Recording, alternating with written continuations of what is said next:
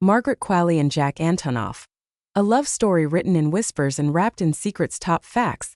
The moment they were spotted together for the first time, something felt off. Not in the usual Hollywood mismatch kind of way, but in the electric, intoxicating way that makes you stop and wonder what's really going on behind closed doors.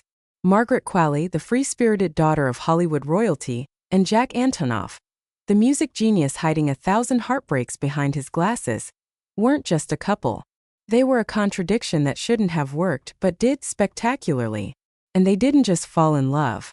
They fell hard, with rumors trailing every step, whispers louder than headlines, and a connection so magnetic it left fans, and even their exes, wondering what the real story was. This is the hidden, sultry, and whispered love story of Margaret Qualley and Jack Antonoff. From the moment they first locked eyes at an after-party, the kind where no one's supposed to take photos but everyone does, it was game over. Jack had just come off a string of public relationships, ones that felt more like creative collaborations than romance. But with Margaret it was different. She wasn't there to talk music. She was there to feel it.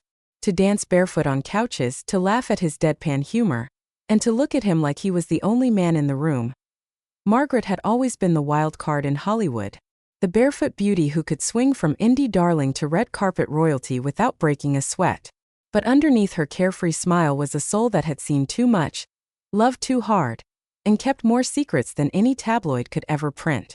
And Jack? Jack was the man who turned heartbreak into platinum records. Every note he played was laced with the ache of lost love. Until her. Insiders say their first real moment wasn't at a party. It was at a studio.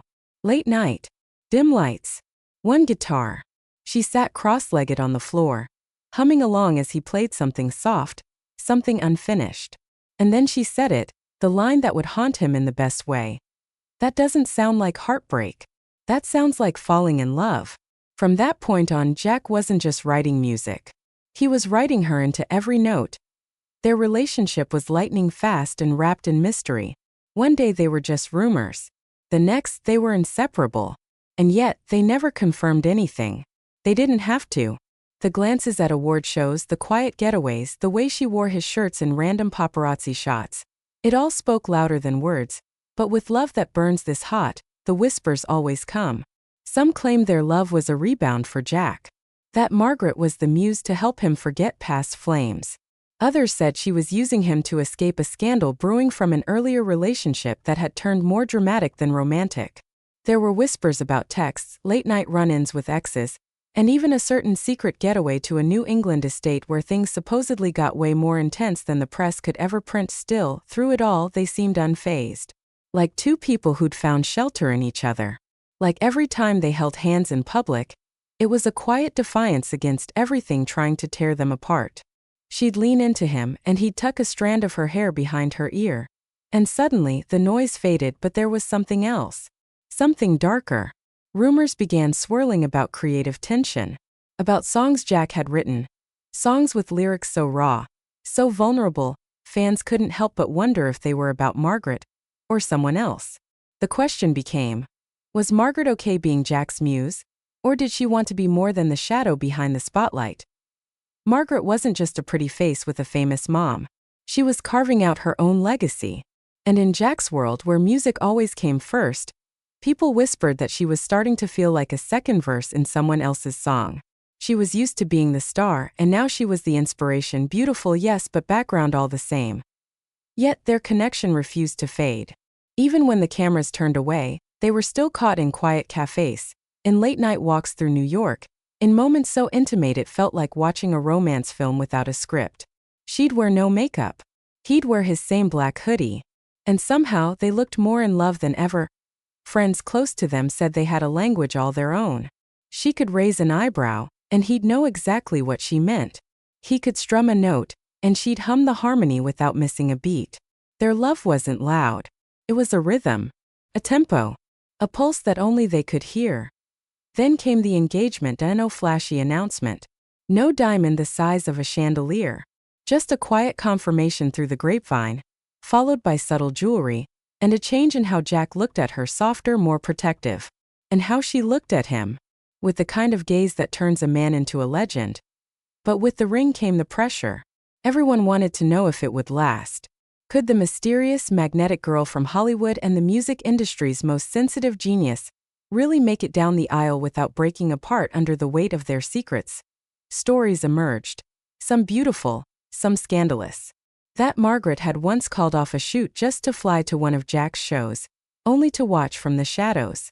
That Jack had written an entire unreleased album during one of their brief splits, filled with lyrics that fans called achingly erotic and dangerously specific. There were even rumors of a brief breakup, a moment where they pulled away to breathe, where Margaret disappeared to Europe for a film, and Jack poured his soul into late-night studio sessions.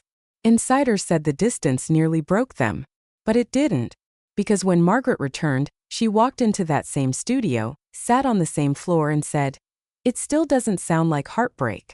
By the time they married, they weren't just a couple. They were a story. One filled with contradictions, heat, hesitation, and a love so strong it made people believe in second chances. Margaret wore a dress no one expected, simple, flowing, but dangerously elegant. Jack wore black, of course, but with a softness in his expression no one had seen before. Their vows were private, but someone who overheard them said it best.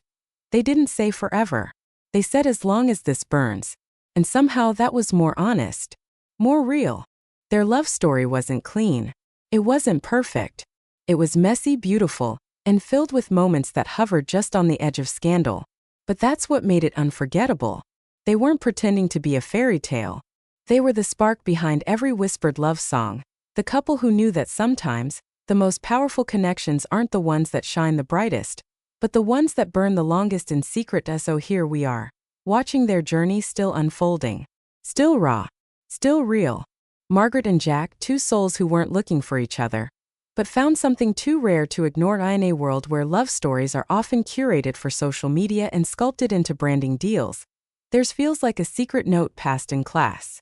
A wink across the room. A whispered lyric that never makes the final cut, but lingers in your head for days. And maybe that's why we can't look away. Because deep down we all want what they have, not perfection but passion. Not a fairy tale but something that feels like the truth. This has been Top Facts, and now you know the most powerful love stories aren't shouted, they're whispered.